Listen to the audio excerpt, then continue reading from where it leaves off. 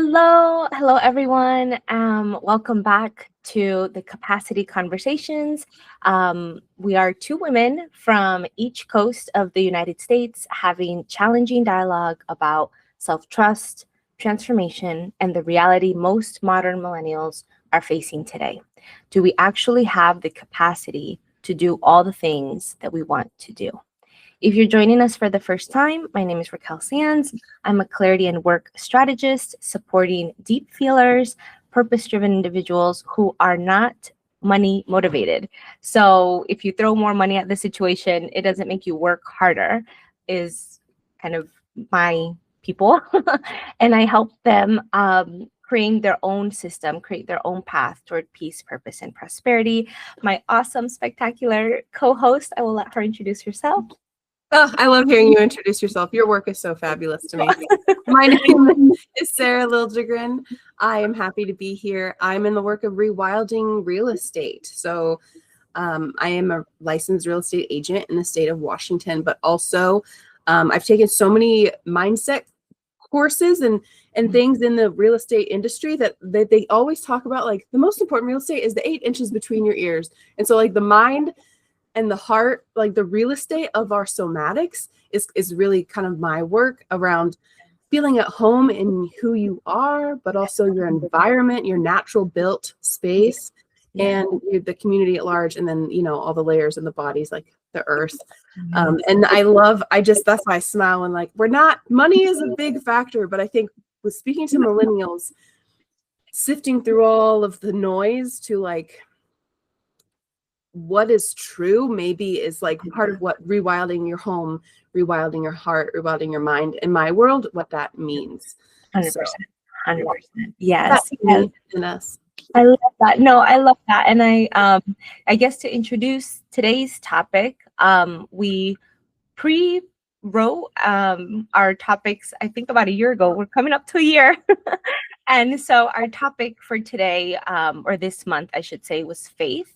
And faith, not necessarily capital F, organized religion, but kind of the inner compass, inner orientation. What does faith mean to us individually? And that could look different, I think, if we are participants of a certain religion. If we still interact with our own belief and system of hope and system of understanding differently than perhaps other people who share the same capital F faith. So I'll kick us off. I'll anchor it in my personal journey to kind of start with that. And then I will say that Sarah and I have a part 2 planned. So we want to look into religion, organized religion, specifically, I think the Abrahamic religion, because so much of Western culture are Abrahamic religions, Christianity, Islam, even though neither of us are Muslim, but just giving that, and then potentially Judaism as more to provide more context, I think maybe historically and getting it from those sources. So why faith, I guess, is important, talking about capacity, and why I think we put it as a thing in the first place. Because when there's a lot of things happening in how we have to make choices, money choices, home choices, how we're trying to operate and move in the world, there's so many unknowns and maybes. And I think faith, however we want to define that for ourselves, plays a big part in how we trust the unknown, how we take risk, and how we find ourselves in moments of despair. So I think faith is just this kind of common thread, this common denominator that can potentially carry us through all phases of life and all the different levels of capacity that we have to engage with as growing humans. So for me, I grew up Baptist, which is one denomination in the umbrella of Christianity, but there's many different, I would say, flavors of Baptist. I grew up in Southern Florida, and I went to Latin, like Cuban Baptist churches, and I also went to white Baptist churches. It was interesting because where I grew up, there was like a huge church building, temple, however you want to call that, where mostly white people would go, and it was only in English. And in the back, not to say that we had to be in the back, but we were just a smaller population. In the same kind of complex was the Spanish, more Cuban, because a lot of Southern Florida are a lot of Caribbean kind of ethnicities and cultures. And so I literally could choose which language or which version I wanted today.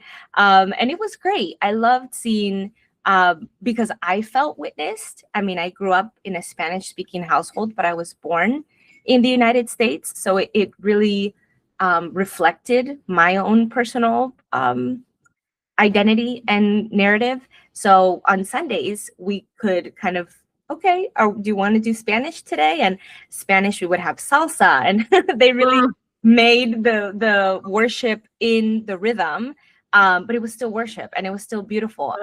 And sounds magnificent, by the way. Joyful. I mean, I also loved, because then when we went to the English, sometimes the music style was different, but I think across the board, I was always filled with peace, and there was this sense of serenity and community. I will say, when we would go in the Spanish, in the Cuban church, there would be a lot of yelling. There would be a lot of yelling, and just, I guess we could call it vigor and passion. And it would always crack me up. I have fond memories because my dad would notoriously fall asleep during the sermon, during the time of kind of whatever the pastor, the priest would want to come with for the message for the day. And, everybody's kind of nodding off because it's quiet. And then he, kind of explodes, and then, oh my God, okay. And so it was a fun, I had joy. The parts that weren't joyous were the parts where I think little Raquel, there was so much beyond my comprehension, talking about fear, the last chapter in the Bible, the apocalypse, talking about Jesus coming again, and those who are chosen and not chosen. I was just like, oh my God. And so I was filled with fear, instead of, I don't know, feeling that faith would carry me through. Mm-hmm. It felt that the fear would take over, and that there's this bad person, bad entity, Satan in this instance, always hovering, tempting with this thing. And so I remember we started taste testing other denominations. We were Pentecostals for a little bit. One of my aunts is Mormon. What was another one? I don't remember all of them, but there was a few, and it was interesting to see, like, we're all potentially saying the same thing. Like, we all believe in a certain entity, a certain doctrine, and yet the interpretation or the emphasis in certain things. And so that was kind of how my beginning of exploring faith, and what is happening that I can't see, that I can't control, that I don't know about, and yet there are things beyond my understanding. And that was kind of my orientation. Then when I went to high school and I moved up from Florida to Virginia, totally new culture, because I never had experienced Vietnamese food and like Asian cuisine in general, other parts of Latin America that weren't represented in Southern Florida. And exposed to yoga, Eastern philosophy. And so then my shape of faith and self-understanding developed. And I was like, okay, I don't identify with an external kind of force. I like a lot of indigenous wisdom that, like, God, spirit, whatever we want to call it, is in everything and everywhere. And so I liked how do I say, like, God is in the trees, and in the wind. And I loved that because I'm like, I feel protected. I feel a part of something, not just something is watching me or hovering over me. That I have power as well as co-creator, as image of God, as someone part of the world. And so then I released, I think, organized religion, and I just embraced faith, just pure spirituality, or mysticism, whatever you want to call it. And I'm still there. I think I have a deep appreciation, and there's a tenderness for Christianity in general, because those were my roots. I still have a Bible at home. When I have friends, I have some friends who identify as Christian and not as spiritual. I love having conversations with them and talking about things from the Bible. And there's so much beauty in that. I think I'm at a place where it's not a fact for me. I feel like I don't know what I don't know. So I don't feel comfortable naming like God is a he when I don't like this divine sense could be without gender. And why should it be a he? And this maybe is more in the part 2 of kind of figuring out, dissecting organized religions. But I started to question, why is it that most major religions have male prophets, Muhammad and Jesus and Moses, and why are they all guys? And why aren't there enough stories about women? And the feminism piece started coming out a little bit. But that's not to say that I that took away from the beauty and the things that I really healed me and helped me. So now I'm at the place, I'm 33. Sarah and I are same age, which is also really cool. And and I'm just at the place where I don't accept everything. I still filter through that lens of Christianity a bit, because that's kind of my backbone, the roots. I don't identify as a Christian. I don't go to church. I don't read the Bible.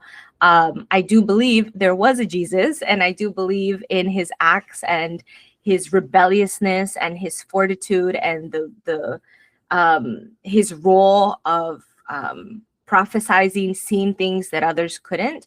But I don't take that religion as my own anymore. And I identify as spiritual, because I'm like, I feel like spirit or divine is this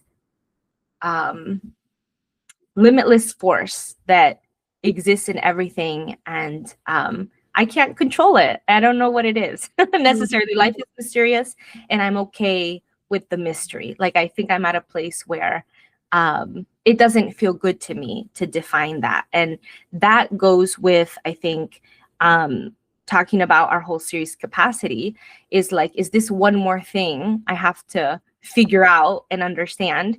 Do I have the capacity to challenge my own faith? And like, that's its own thing, because there was a reckoning when I was in college of like, you know, okay, I grew up Christian, but now I have friends that are Buddhist, and I have friends that are Hindu, and I'm in yoga, and I'm, you know, what am I, and what is this? And that can be a lot, especially when, you know, life is lifing, like reality is hitting, and we got to pay our bills, and we got to find jobs. And, you know, I had a friend who was atheist, and we had long talks, and I was like, how could you not believe in something? Like for me, the struggle was in belief, not necessarily in the what. It was just having a sense of hope, or like attaching to something, because I'm like, you know, isn't it a comfort that in times of frustration that you're not alone? And it's not just the logical rationale. Like, there is a mystery, there is something that we can define however it feels comfortable and satiating for us, but there is something. And that I struggled so much with my friend. I was like, I love you, and you're challenging me in a good way. and people believe in something regardless. I think I've mentioned in a previous episode, maybe not, but an anthropologist friend of mine, I asked one time, like, what is belief? Yeah. And I don't remember if that's how I asked it initially. And maybe I did, but he was like, I don't understand the question. And I was like, okay, from an anthropological perspective, what is belief? Because it seems to be this driving force. But we don't always actually enact what we say we believe. It's actually a much more mysterious force. And that's what I took away from his answer was that, like, it's not, okay, this is what I believe, this is what my faith tells me to believe, and it's true for me. Right. Yes, thank you. Exactly. Yeah, because if we look at it, I'm not an evolutionary biologist. I do admire, I feel like in a past life, I'm like, that would have been so cool. In evolution, because the science, the theory behind evolution, that was also a challenge in and of itself. You're saying that we all come from monkeys and that actually we all, like, everything came from fish, and like, where's God in this? And science challenges God. I like to follow this physicist Neil Tyson deGrasse, or I think I'm pronouncing his name right. And he said Neil thank you, exactly. Thank you, exactly. And he said in one of his videos that like 99% of scientists are atheists. That they did a study, the more education, getting into college, doctorate, like going the full 9 yards, the whole thing, the more that they became atheist, or like even if they were religious. And I was like, wow, that's interesting. But he said that what is also interesting, if we inverse that, is that there is still a 1% of scientists that do hold on to their faith, even potentially knowing, quote unquote, the science and the rationale. And that's just interesting for me to think of. I like to think about these things because I'm like, there is something human about needing faith, and I feel like all cultures in all parts of the world have had something, and it's definitely changed. I would talk to my AI about, why is it that we have patriarchal religions where there's a man at the top? What happened to the matriarchies? Or why is it that, like, the pagan, where we have more of, I would think, representation of the goddess? What happened to those cultures? And a lot of what AI would give back to me is, oh, well, the industrial revolution hit. And well, even before that, when society started evolving, people were no longer nomads or no longer in tribes and living within the cycle and seeing like the sun and the moon and honoring all these different aspects of life.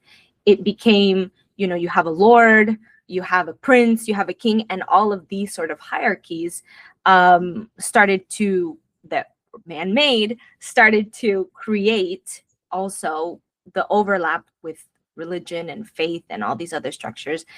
So all of that is to say that I think faith, as it in and of itself, like peeling it back from whatever we think it is, like just at the core, I think it's just this deep need, human need, because I don't know if other animals do that like we do, doing sacrifices of time, or back in the day, people would do sacrifices of animals in honor of what they thought was true. So there's this element of sacrifice, and there's this element of putting ourselves, the ego, the whatever, who we are, aside in service of something greater. And yeah, I don't see elephants. I don't understand elephants or whales in that way, but who's to say that they don't have, I don't know. What do you mean? Like the elephant, like they don't make the sacrifice for their future? What aspect of like they wouldn't understand why we would do that? I guess, I don't know if they have faith in the same way that we have faith. Oh, okay. Yeah. I mean, there is something very also there's like a universal law around sacrifice to me at this point, because Okay. like Okay.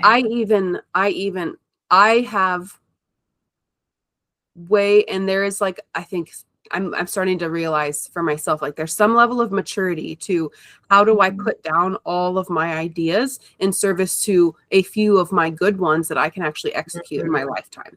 And Mm, there was a small example, but like there was an event going on in my area. I live in Spokane-ish, and it was in July or June, and I wanted to do that thing, and I wanted it so bad for months. I've been thinking, that's the thing I'm going to do next summer. That's the thing I'm going to do next summer for months, like since last September, literally.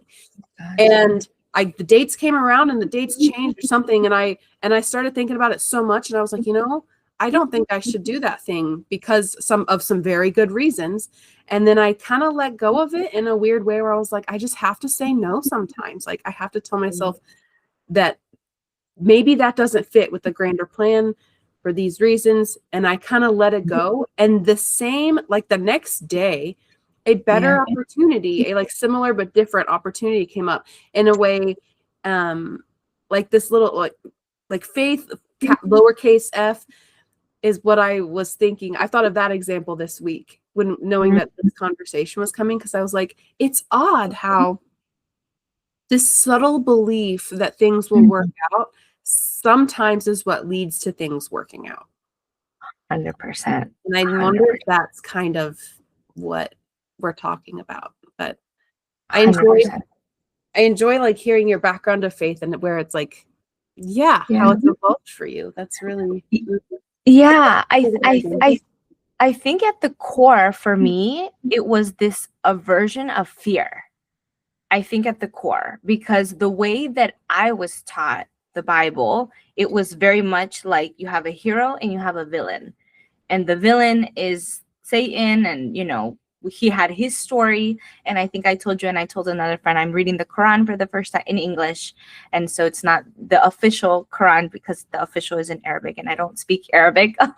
Well, we're not reading the Bible in Greek either. So no, exactly. Thank you. Exactly. Just the different understanding and interpretation of Satan for them, or in that book, that I'm understanding as someone who has Muslim friends, but not anywhere near. I mean, I'm not an expert. I don't know anything about that. And so just the way that I was taught, there was so much fear around, don't do this, don't do that. And God is watching, like Big Brother, like 1984 type thing. And so there was this element of Jesus and salvation, but it felt overshadowed by these two other polarities. And I'm like, I just don't want to be afraid. I don't want to feel fear of my faith, and that I can't operate that way. I don't like, I'm already, I mean, if we're going to get really brass tacks, I'm already a small, curvy, brown girl in the US, not feeling safe within my community sometimes, not feeling identified by my own people, my own family. Like, I have enough fear to deal with. I didn't feel comfortable with my body. I grew up fast.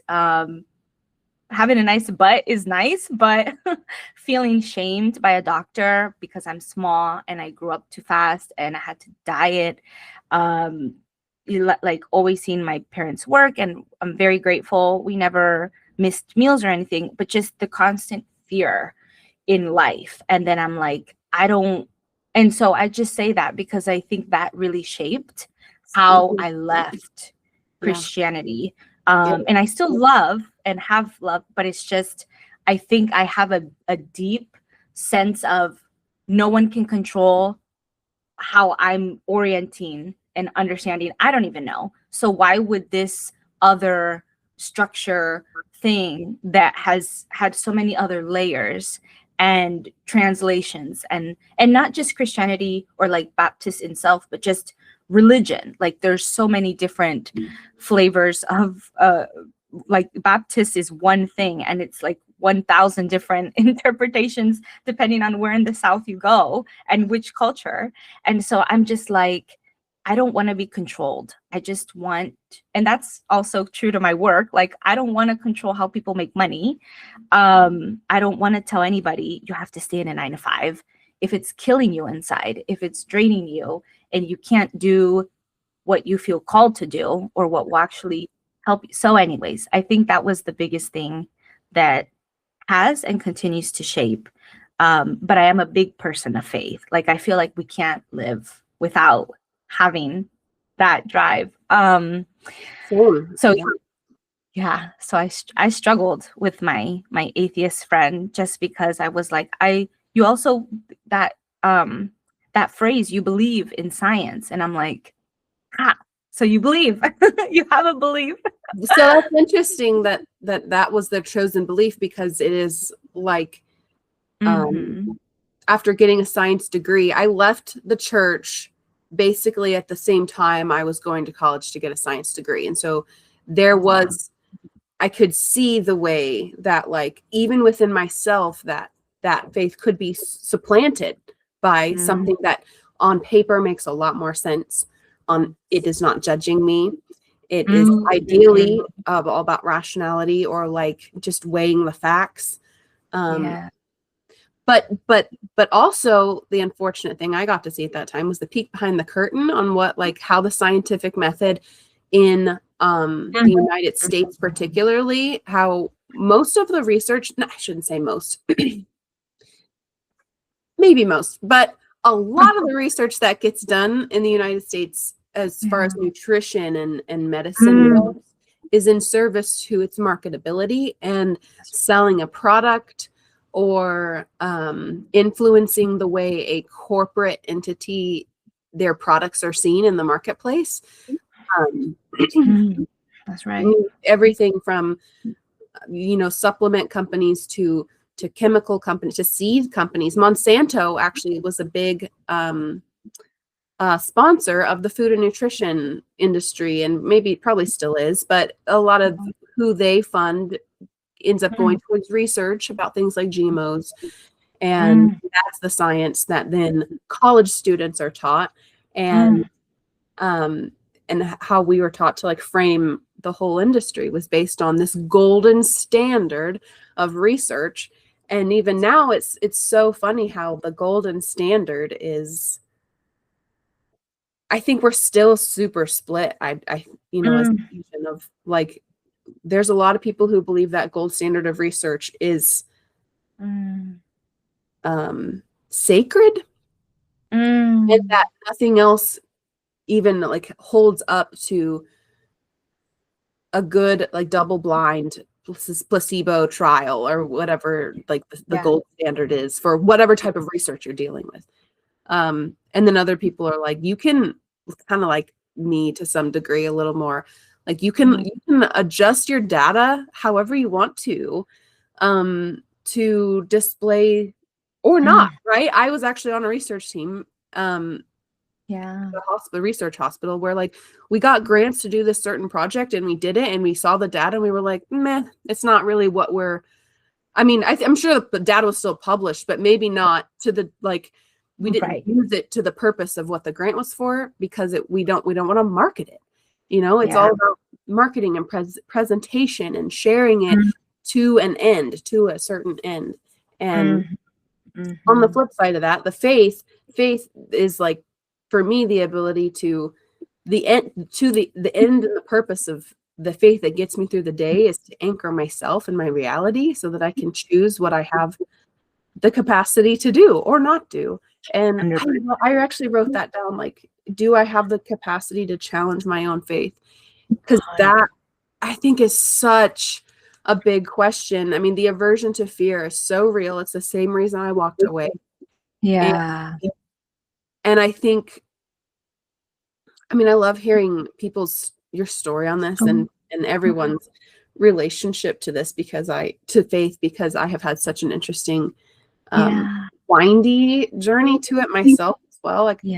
Starting out as a fundamentalist, going full witch mode, and now I'm somewhere in between. Between, yes. Like the animism, like you said, like the believing that there is life and spirit in the trees and the rocks. And Yeah. sometimes I don't want to call myself an animist out of fear of the persecution from the Christians because they don't like animism, it seems like. But there's also a spiritual Christianity that in the deep, I don't know, what I see is kind of like a revival of Christian culture in the United States right now. Yeah. I think there's a lot of, with all the light that's coming forward, that's also going to bring a lot of shadow too. And so I see a lot of potentially scary things happening, but I would like to see with that light, the rise of the voice of spiritual Christians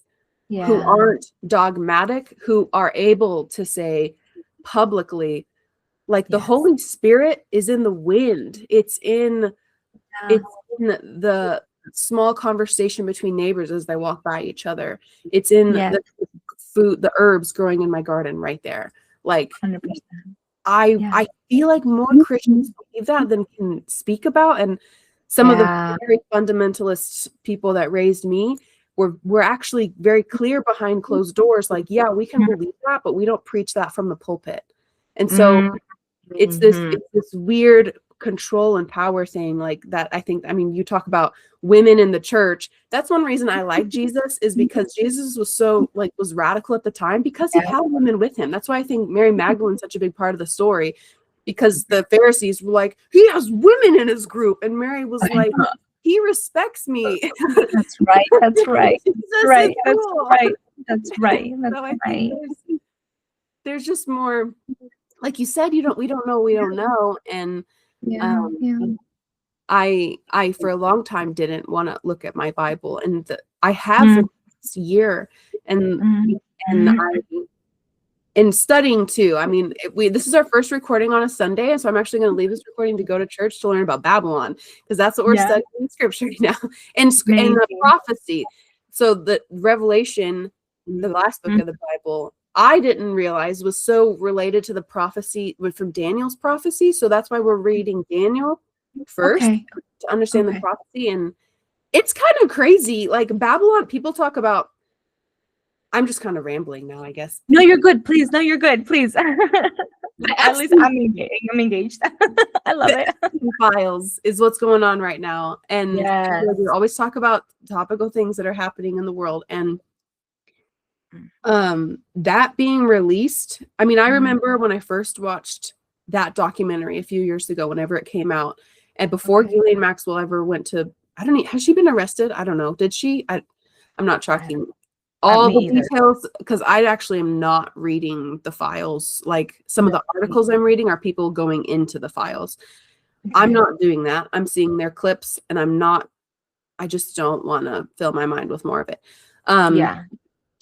Because even I'm kind of the opinion, I mean, Justin, my husband's like, hey, so-and-so's on trial for this. And I'm like, they're just, again, I'm working on my pessimism, but my thought is kind of like, they're just going to choose whose heads roll and who gets to stay in power behind closed doors. That's all they're doing. They're just, I feel like they're just going to choose who has to go to jail for the rest of their life. And the other people who don't, you know, maybe have more money, have more influence, whatever it is. Like send the old ones to jail to die, and the young ones with all the legacy. And I don't know. That just sounds crazy, but it is crazy. I mean, we have a satanic death cult that's related to like ancient. They talk about ancient Babylon, and the reason I brought all that up is because Babylon wasn't even like a global power. It wasn't. It wasn't a society. It was kind of like a clan of people that won a war and then got a lot of power. And King Nebuchadnezzar, I mean, I'm still, like I said, learning this stuff, so I'm not going to go deeper into it. But, you know, God gave him power, and then God took away his power. And I think, you know, it was in a moment of like, your power is left from you. And then he went and lived like a cow, like a bovine, for like years, which is an actual thing. Like people just randomly turning into animals like is an actual psychological thing in psychiatry. So I'm like, it's funny to put together like Okay, hold it. I'm gonna hold it together. like I know the what are curses and what are mysteries and what are miracles, and also like the way that they overlap with, that's kind of what anchors me. Like that's the lowercase f in faith to me, is like I can learn all of that stuff in religion and history and look out at the world and be like, it's still here. Like people are still people, and if I can center myself and just keep learning with love in my heart, like maybe I could put the pieces together 100%. and be okay, you know. But there's so much overwhelm right now in the world that we're all 100%. freaking tired. So what you just said, literally, we were talking about it yesterday because so my family is from El Salvador, and it's been in the press that, you know, we have some people on the political, I think, left here in the United States, on the left, will say he's a dictator and he's trying to control. And then the people on the right, who are more conservative leaning and stuff, will say he's doing a great job. You know, he's controlling his people. I don't know, his tactics are fine. And, you know, from my family who are living and breathing in that experience, okay, 20 years of war in that country. Now, all of Latin America has been colonized by Spanish, Portuguese, and French. I just found out, because I'm not in the know like that, France is still making billions of dollars from their former colonized African countries, about $540 billion. And it's crazy the way the guy was explaining it, because when certain African countries fought, they're like, okay, we want to be independentized and we want to leave, and you know, that's it. France had them sign a contract. I don't know all the details, but what I understand, they signed a contract where whatever they export still has to go to France, and then when they import things, they have to buy back their own thing that they put out. So I'm just like, you know, when like talking about belief and faith, I'm like, whoo, I'm going to church. I'm sorry, I'm gonna be on a pedestal for a little bit. It bothers me like I feel like we do a good job on this podcast of holding two things at the same time, and as a woman of color, I don't like to think of myself as a victim. Like, I'm not here to say the system is skewed. Like, there is real evidence and things of education system, work system, like generational wealth. Like, we can talk about all those things, and those are facts. And at the same time, I don't like to see myself through that lens of like, poor me. And because I feel like then I'm already believing a narrative in myself that I don't believe in myself. That's not to say that there aren't harsh realities in life, but that could be the same for a vast majority of things. Like, I also don't know what it is to have a neurodivergence or physical handicap. I'm not comparing all of these things. I'm just saying that I don't like to like wallow in in the things that the world doesn't support me in, or like doesn't see me in. And I struggle with this. I'm a part-time career counselor at a local nonprofit for minority, like literally for Black and brown communities, youth. Some are refugees, some are literally I have to figure out their legal situation to go to community college. They have to go and update their passport because they don't have a driver's license, because the state of Virginia or the state of Maryland doesn't license those out. So it's just all of these things, systemic things that whatever political administration can, you know, monopolize and change and whatever, and that we have to go through, that people have to go through to do the same step of taking one community class out of their pocket, but now it's out of state fee because of how they are identified. So I feel like going back to the El Salvador thing and all of this stuff of belief, it's like it's potentially easier to see things surface level as one thing, and and seeing it from the vantage point that like I currently have. I feel like I try to straddle. I feel like I'm always in limbo because I'm not an immigrant. So I don't know what that experience. I know my husband, he's an immigrant. All my family are immigrants, but I'm not. And so I can't speak to the realities of like, why did they leave their country? And I only know from history that there was a civil war in El Salvador, and it was on both sides. Like the US had a part to play because it has a part to play in every country, Venezuela, and like all the things, and it's like, but the people in that country are trying to do something for themselves. And so it's like, there was a war for 20 years.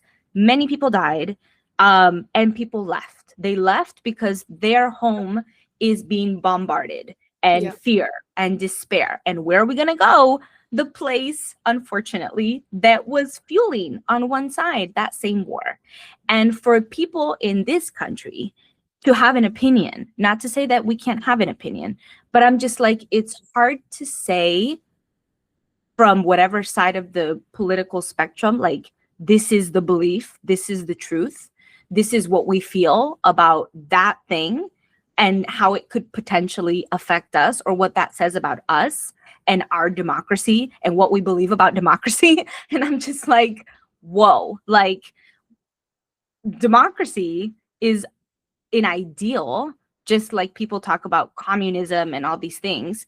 But in actuality, like, again, lowercase f and capital F. I feel like there's the internal, what I feel and what I have faith on, versus how it's actually executed or what people conceptualize about it. And that's why I don't call myself a Christian or anything, because I feel like the moment I label it, all these other things come, like, people want to associate things with that. Yeah. And it's so, for me, it's it triggers a lot, because I'm just like, yes, I am a child of Salvadorian immigrants, and we're not 100% in favor of what the President Bukele is doing. But do we prefer it than having millions of gang members that were deported from LA jails to the US, to El Salvador, and now it's just this place that people are dumping their criminals and stuff. And I'm just like, it's another country trying to do its best. Like, people are trying to do our best. I think from what it was to now, people going, oh, let's go to Surf City. I was just in El Salvador. I'm like, holy shit. Yeah, fuck yeah. Like, give this place some sovereignty, give it a little bit of agency. And I think for me, that's what faith is agency of ourselves, to trust ourselves, to trust our capacity to unburden ourselves. I do have 2 caveats: as long as your faith doesn't hurt you or someone else. But other than that, I'm like, you know what? Go hug a tree, man. Like, go smoke some weed, like, go do some yoga. Like, I'm totally fine with, finding ways, because we're human. New pathways. Like, that's when you say, like, go hug a tree and smoke some weed. I just think so many religious people would be like, no, why not? but that's, it kind of clicked as you were speaking just now, like the capital F and uppercase F, or wait, capital and lowercase, between the types of faith we're discerning here. It's kind of like the inner game and outer game. And that's this aspect to embodiment, or like, I guess I learned the practice through Evolve Move Play, which I have mentioned before, but they do a lot of movement games and workshops and stuff. And the whole time we're doing these games, you know, the coaches are like, okay, inner game is this. Here's the outer game. Here's the rules we're going to play. This is the outer game. And, you know, every other place you go to where you're like doing group work, they're like, okay, here's the rules. Here's what we're going to do. Never, ever, ever have I heard like walking through these practices and games with a reminder like, hey, there's an inner game going on too. And it just kind of clicked now as we're talking about this, literally just now, like, oh, there is, I forget what you said, but like discerning within yourself, or like, yeah, well, you want to learn all of the things that are going on outer faith wise, but that inner faith, you can still, I think that's what's so maybe is so scary about like the fundamental religions that kind of leave no room for that inner wondering, Right. and really want to take that outer faith and say that's your inner faith too, and all those subtle messages, like not like beyond the text from the book, all of those human sub messages that get woven in there, like women are less than. I as a 33-year-old now, I really don't know where that came from in the Bible. I mean, the women keep silence in the church, that was taken way too literally. And like the help meet, women being a help, or I forget what some of the language. Like a helper, or like too, yeah, but it's not really like a helper. Gosh, beneficial or maybe that's what Satan is. Gosh, I don't know. Beneficial adversary maybe is one of the translations, but it has that kind of antagonistic quality to it, where like we're here to kind of edify, and that's the purpose of the church ideally, is to edify each other, to like learn how to support each other and become better people. And I think the power dynamics and the hierarchies that just humans fall into everywhere gets really lost in translation, because now I'm like, women in the church are rad. Like I never ever went to a church where a woman had a leadership position. That was a huge no in our sect of Christianity. Extreme modesty, no or clap. Like we would joke about like how sinful it was to like clap or dance in services. You talk about like the Cubans yelling, like having more vocal in church. Like I remember as a girl, African American women of faith. I thought, I want to be a sassy, faithful Black Christian woman. Like, oh, I love that more than anything, because that inner faith to me was so loud. I actually nowadays I talk about how I have a loud soul. She's just always screaming at me from inside, and love it. I wanted it to be outside too. I wanted my church and my faith to not be so strict, not have this like scared white people body. Like I don't know what that is, and I want to learn more about that too. But there is, I mean, the names that we've given it is as far as racism in America goes, like that white frozen, like I don't know if it's like not all white people's ancestors were oppressors, but I think modern white people have the embodied fear of being one regardless. We still are. I'm finding it within myself and I'm also studying history more. I'm trying to study my genealogy more. And I just found this cool book that I think I mentioned it last time, that we were, my family was around in the current United States way longer than before it was a country. So what is that, and then during that time, actually the colonies were the place that they dumped criminals. It was the New World. It was just the wilderness. Like we don't care about that land. So that's where we're going to send the criminals, because it's just, we choose it to do it to anywhere. It's just so interesting that the oppressor becomes the oppressee, and the oppressee becomes the oppressor. And like this human disconnection to maybe the lowercase f of like, I think so, that inner good versus evil can be so swayed by external forces. And before long, you don't have the capacity to actually question your own belief system because, I mean, we're living in a time now where like extremism is really, really popular. I think one of my big desires just with this project and more is to try to be a voice for maybe the white Christians who were like, enough of this. Like, there's just this, especially with like this weird Christian revival, the shadow of what that could mean for certain communities. I think people don't fully grasp what could happen because, like you said earlier, like you said at the beginning, the reason you left or don't want to go back was the same reason I did, that overwhelming sense of fear.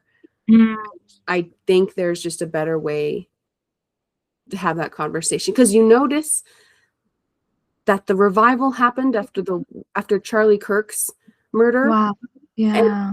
And I feel like that's what I'm seeing kind of is like, I just see Turning Point everywhere now, everywhere. They just have their own Super Bowl halftime show. What I know. actual fuck?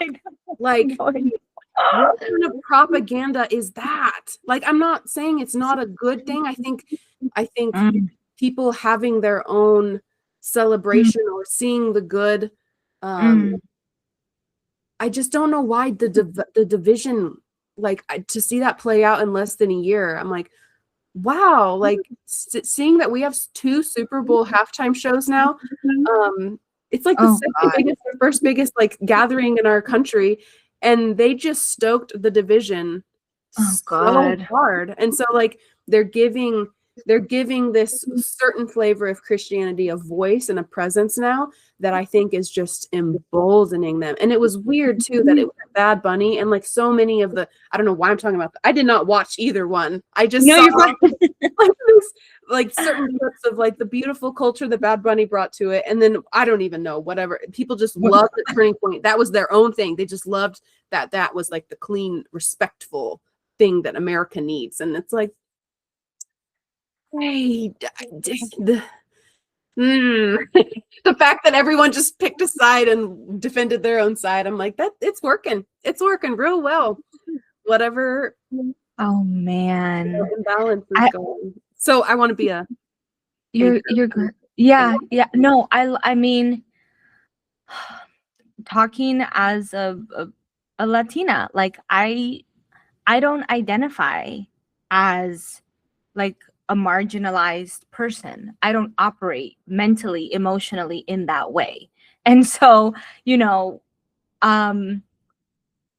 I was having a conversation with a friend of mine. She's in her 40s. She's got a son.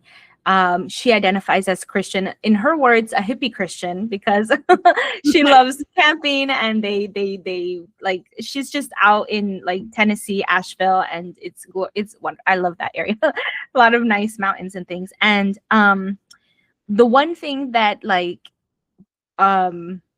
I think she would identify as like a trad wife or something, traditional wife, I think they call it. And so she doesn't work. The husband is the provider, the sole provider. That's not to say that she doesn't work in other ways, just she doesn't bring home the financial bacon.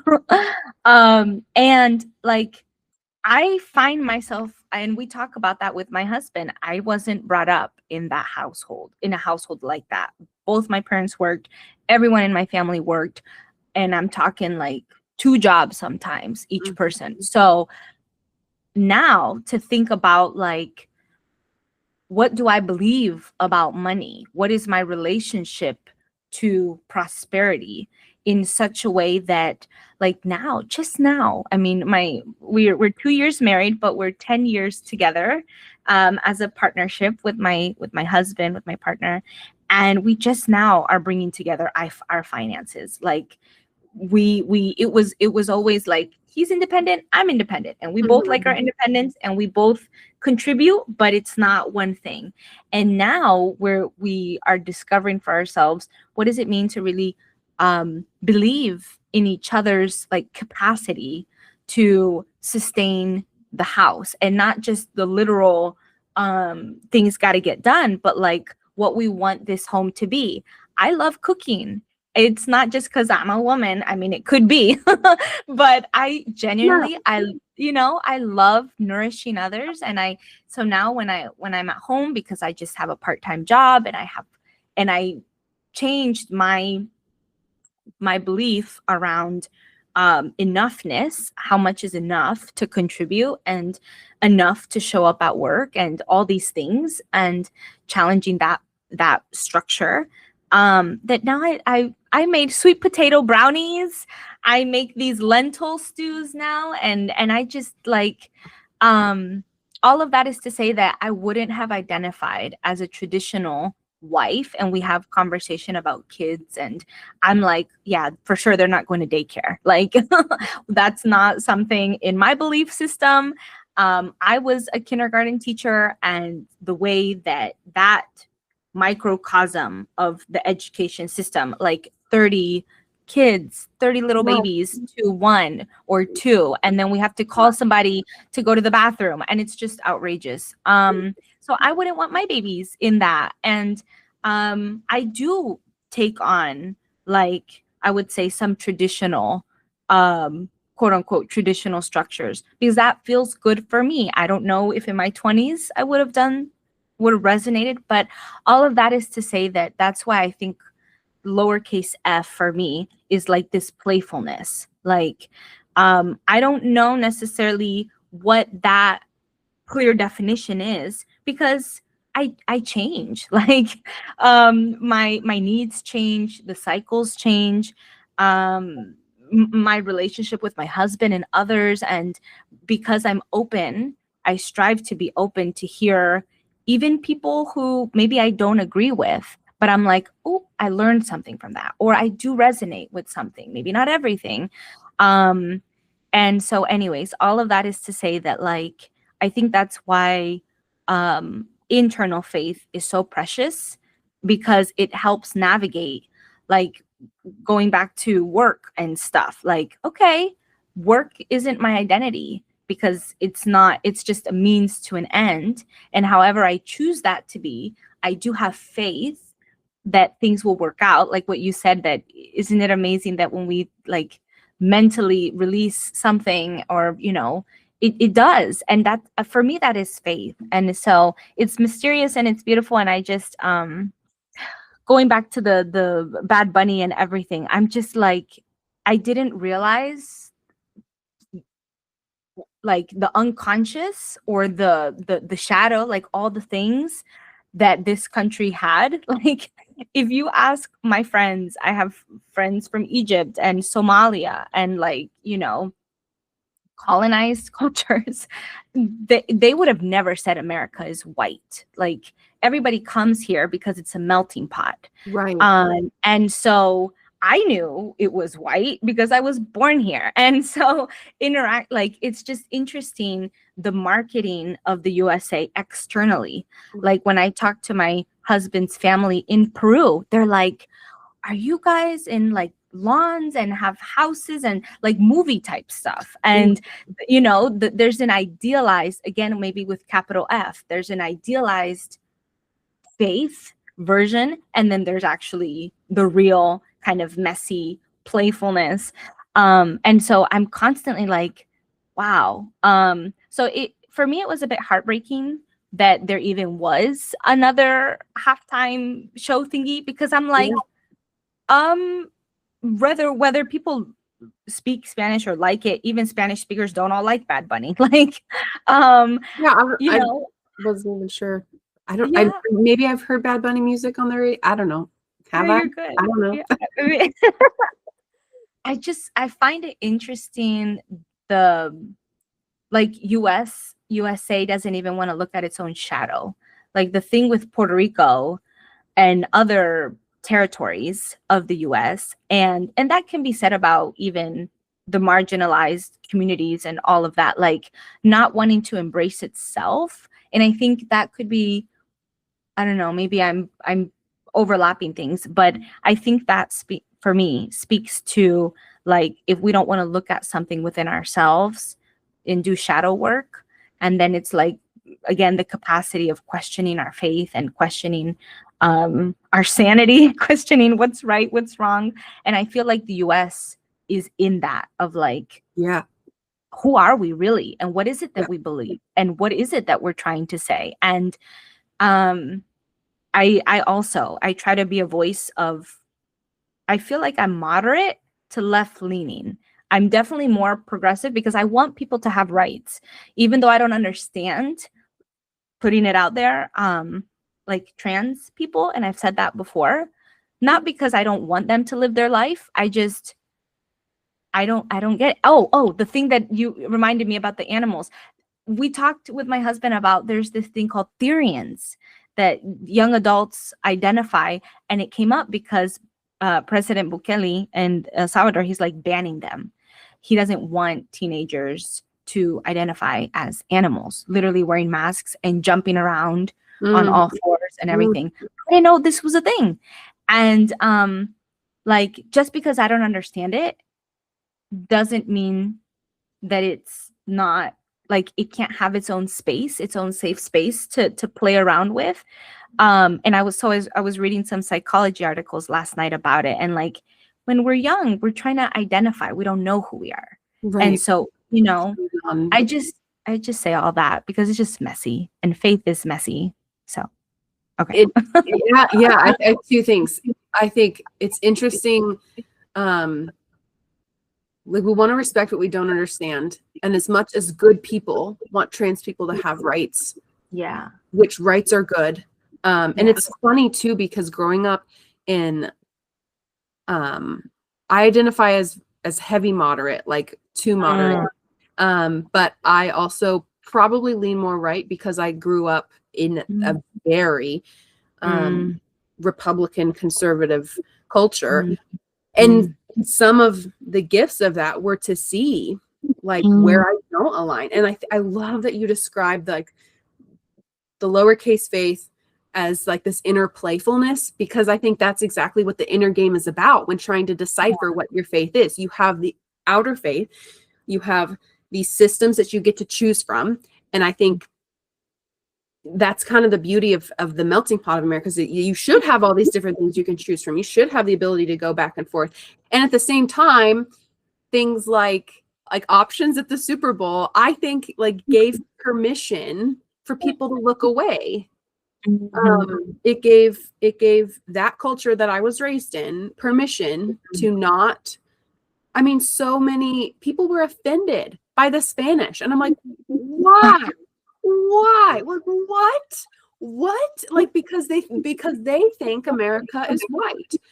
Because that's kind of this founding notion. I wish I had this book. For Valentine's Day, Justin gave me this book called Wagons West, because but I don't know if I've mentioned here, like, I'm obsessed with the Oregon Trail, the California Trail, the Santa Fe Trail, like the history of how the West was colonized, how it was founded. Because, when we got our independence, we were just colonies on the East. And I'm a Midwest girl, and so I was born and raised in flyover country. The coasts were what America was. The United States was about the coasts. No one cared about the breadbasket. That's what they called us, flyover country.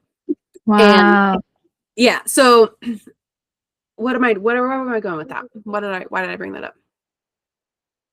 Humanity. Oh, because what we don't understand is still something we're afraid of. It's funny because it's like what I'm trying to get at is kind of folding in on itself, because even the coasts want to ignore the flyover country and that perspective, which is mostly Republican perspective. Democratic cities, I mean, the United States very often is like a swath of red with like dots of blue. And so you have this automatic like back and like cultural divide, and what can fan the flames there. Oh my gosh, I had another train of thought and I forgot what it was. Animals, nature. Okay, so and it goes back to more from the nature connection in my mind, because just this disconnection from what is true, that inner playfulness, that like you are allowed to change, you are allowed to hear that other perspective and to respect it and still choose your own opinion. You're allowed to do all that. Like, that's kind of in my mind what America was about, and it's not at all what I've grown up to embody what the United States actually feels like. That is not at all what I thought it was as a kid. I thought we were a melting pot. I thought I could be friends with a Black girl and things were going to be like there weren't this undercurrent of stuff that there was. And growing up and maturing and seeing that not only are we a melting pot, but we are so divided to like miss each other's truth that I wonder if more. I think that's one reason I chose to dive into what the culture that raised me called social justice warrior stuff.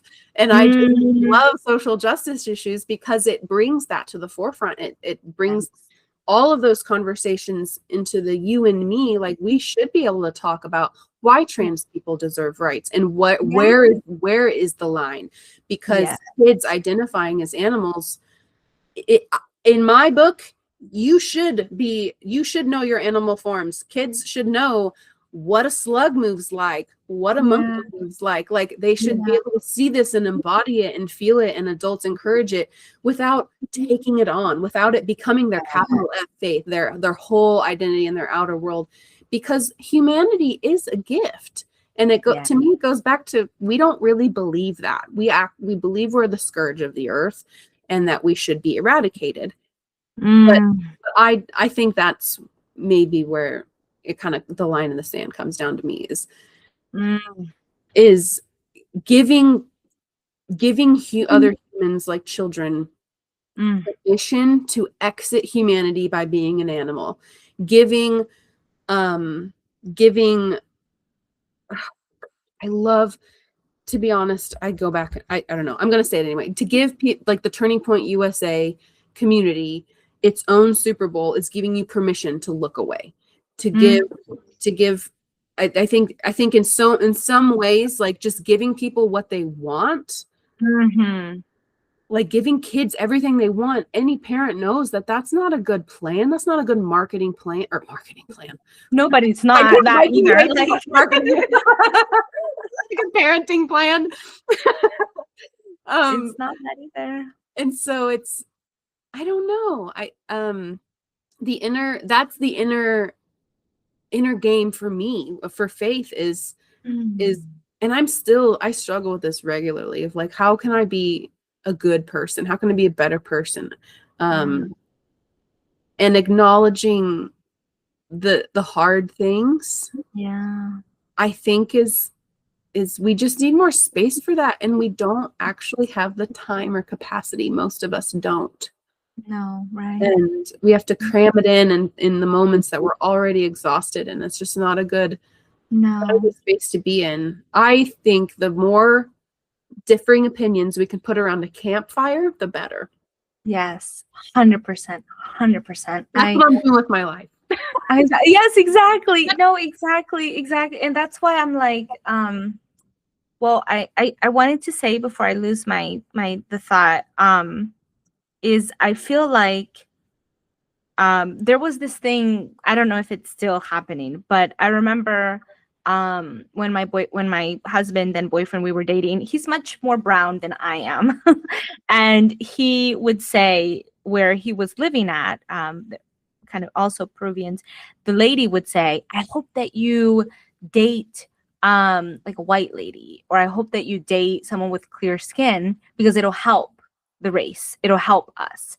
And I say that because I feel like there's an element of self-hate or like self-dismissal in, I don't want to speak for all Black and brown communities, but I'll just speak for the community that I'm a part of.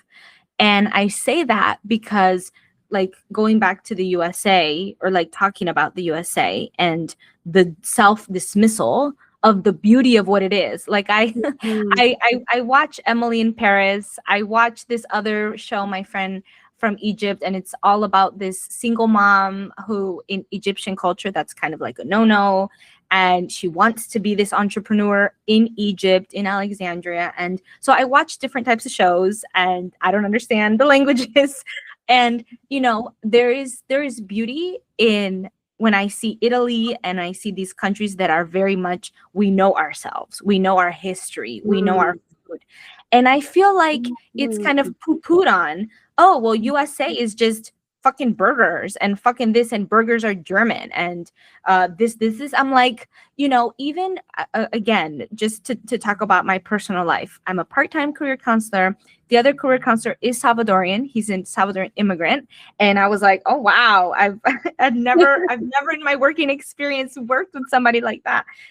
Because I've only worked with white people, white, Black people, and some kind of other Latinas, but we were the minority. And he has such a different framework. He's very much like, go El Salvador and go this and go that. And I'm like, and so he'll poo-poo on USA stuff. And I'm like, but you came here and I was born here and I love fucking burgers and, you know, corn dogs and everything. Like, one thing can be true and another thing can be true. Like, we don't need to dismiss someone else so that we can feel good about ourselves, or we don't need to shun something that is potentially like the beauty of that. Like, for me, the beauty of US is that we are a melting pot and that there is no national language.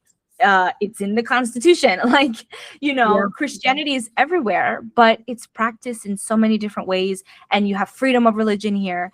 And I'm like, that is what I'm proud of, you know, the openness. And it's scary because we're trying to tame the openness. We're trying to control what, you know, how things should be.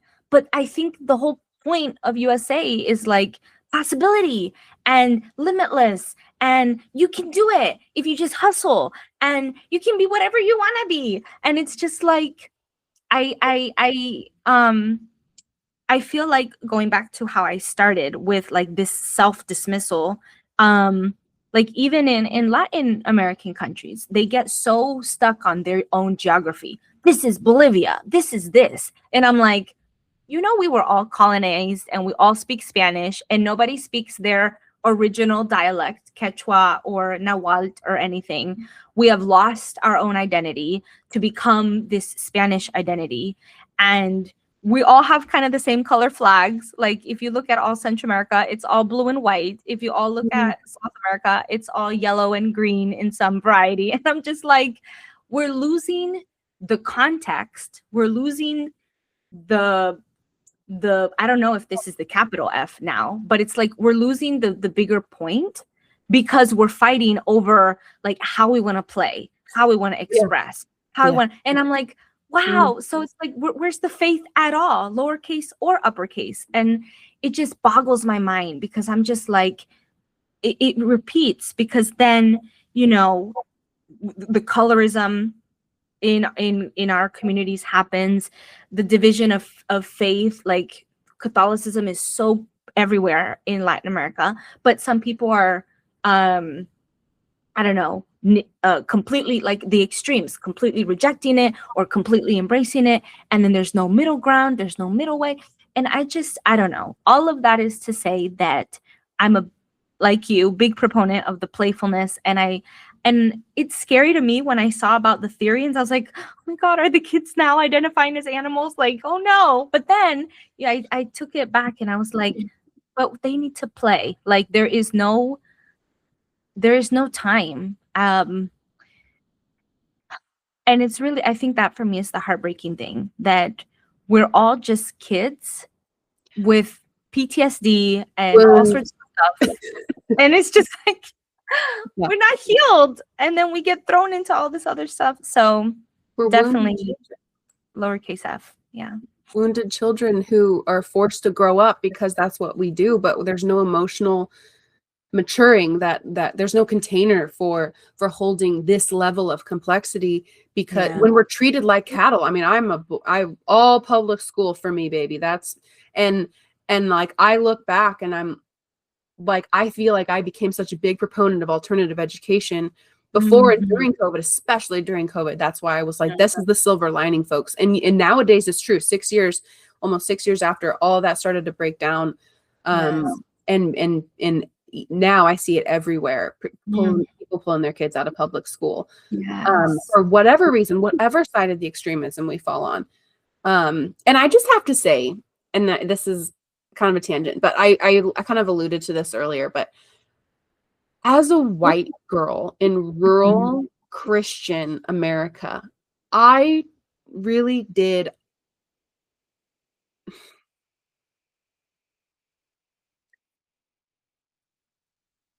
I feel like I have to be careful on how I say this, because like I said, I wanted to be a Black, sassy Christian woman, because in the grocery store, these women would just talk to me and very openly say things like, "Oh, I'll be praying for you," and just we're so much more open than my family was, or any semblance of what I thought I could be. And it's so cool to hear you say like that's the melting pot, or the idea of what America could have been, the myth of the melting pot. I think that's even a book like, it was a good social experiment. It's failing in a lot of ways, but there's this silver lining that we all actually can come together and acknowledge and pull out.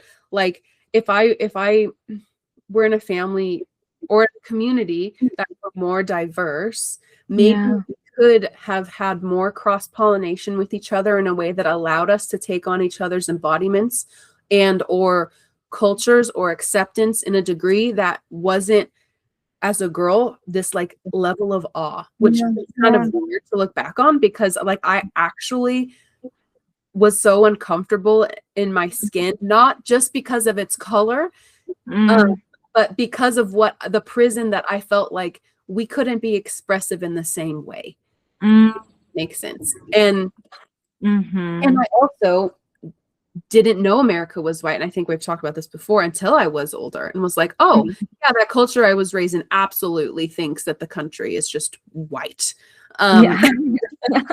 Which is silly, but that goes back to like, we just need more cross-pollination and people with differing stories and experiences and 100%. Beliefs and values to come together with the space. And it's unfortunate because the space is gone to where that kind of that societal I hate to not societal, but like that's practice. They have that ability to blend societies or cultures is just a more liberal thing. So like I think I'm more liberal than I realize, because I'll often say something and Justin will will kind of point out like, no, like we're a liberal generation. Like we might have been raised very conservative, but we have a very liberal mindset, kind of just because of the generation we're in. And millennials 100% are a beautiful bridge. That's why I love the focus on millennials for the capacity conversations, because our generation, I saw a wonderful clip yesterday. I think I even sent it to you on Instagram. You did. I loved it. I loved it. I don't know who that guy is. I didn't know him, but he breaks down very beautifully that our grandparents were the Great Depression babies, and they raised our parents who, it was not about emotions. It wasn't about emotional connection. That's really a newer thing in psychology, family development, is 100%. Emotionally connecting with your kids. So the gentle parenting movement, I think, is an extreme answer to that. And I mean, there's pros and cons to all of it. But millennials are maybe the first generation in everyone who's alive on the planet right now who was born into a time where it was okay to access your emotions. It was actually safe. We weren't living in World War II. We weren't living out the Great Depression. We weren't, even Vietnam, like we weren't even around for that trauma. Not just the men who were coming back with those horrible stories, but like the way us as a country hated them for it too. Like the media just scared them, and we still don't treat our vets well, I think. But we're the first generation who maybe can see that. Also, us as soldiers is an interesting thing, because this is the first time in history that most young people, not most, I don't remember the stat, but like a lot of people our age can't even get through boot camp, or like people younger than us. Like our ability to be soldiers is going down. Yeah. And somehow the fundamentalist Puritan idea of that soldier mentality is still very much intact. Mm. Wait, I maybe we're the first generation who can access all that. Yeah. Yeah. And we were raised without the internet, which is not That's right. something that the previous, like, after us. No, Gen Z. Nope. Nope. Nope. Yeah. So we really are holding on to these two realities. Yes. Like, can you imagine being like a 10-year-old right now with in the midst of an AI boom? I'm so scared for the youth right now. I mean, I'm And so sorry. I'm so scared. Because I'm scared. Like our right, generation is we scared of like, should what are we be. supposed to do? It's Yeah. scary.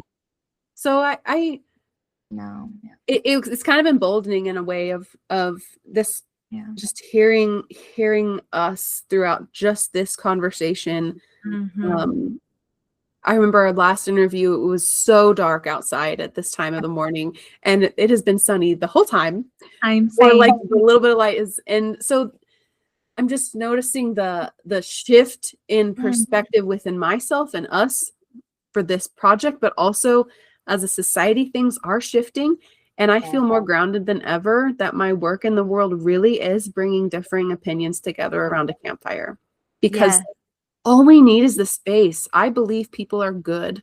And yes. that was the point I was getting to, is like those places where people can open up tend to be more liberal people, which is Yeah. really unfortunate for me because I'm trying to reach the conservatives.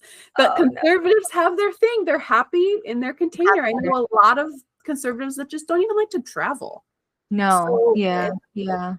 how do we, I would like to reach those folks because I identify with them so well. Like my heart is there, Mhm. but I couldn't stay, we have to grow, and I can't stay in that mindset. Oh my gosh. I want to just say this really hits home what you just said because for me, like, so I introduced myself as a work strategist, and for the longest time, I didn't know what the heck I'm doing in this work. Like, I'm just like, I see people, you should be a freelancer, how to optimize the 9 to 5.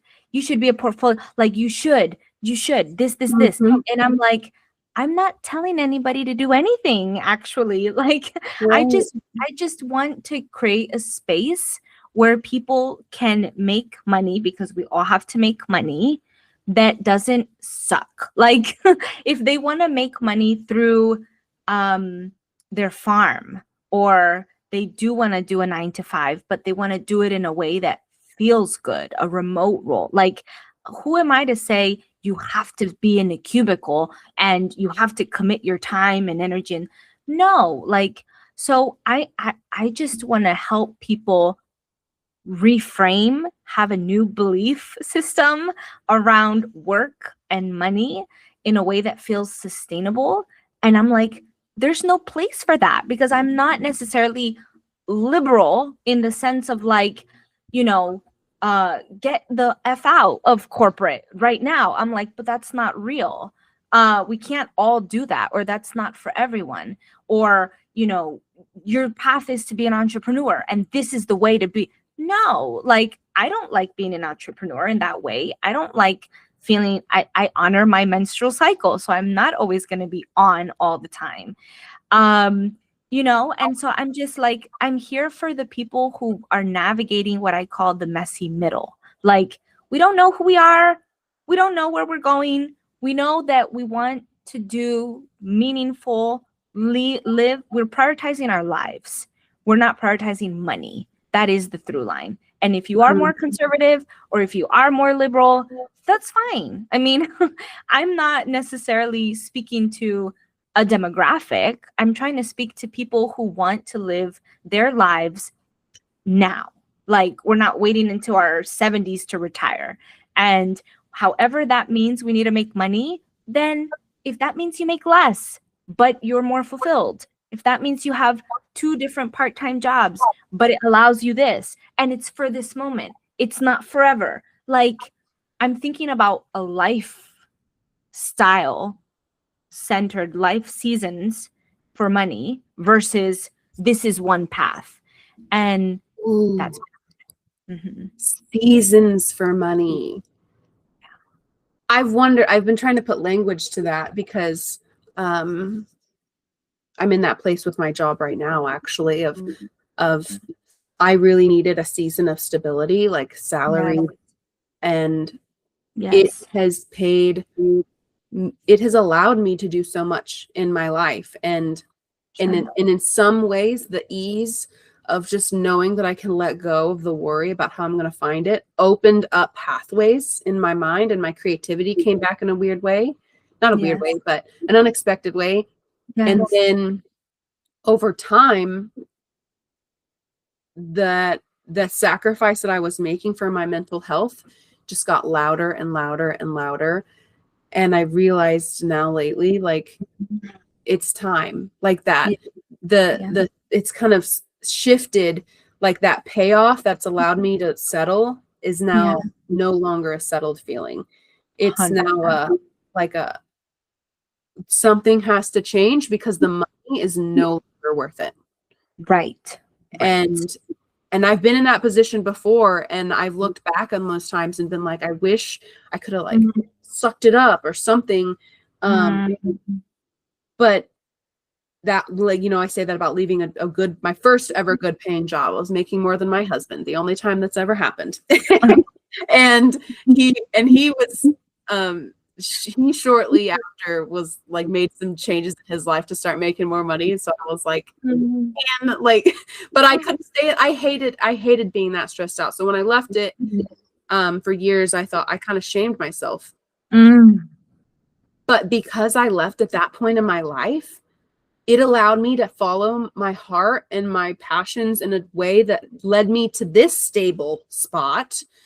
And looking back, I was like, I'm so glad I had the guts to listen to my heart then, because the scrappiness and ways of making money that I found doing after that chapter led me to this new chapter of stability. And I am way more aligned in my life than I've ever been with my profession. And so I think helping people navigate through that, so that hopefully they can find a place that is safe and true and honest, and I mean, as honest as it can be with yourself. Right. But a place that you feel at home.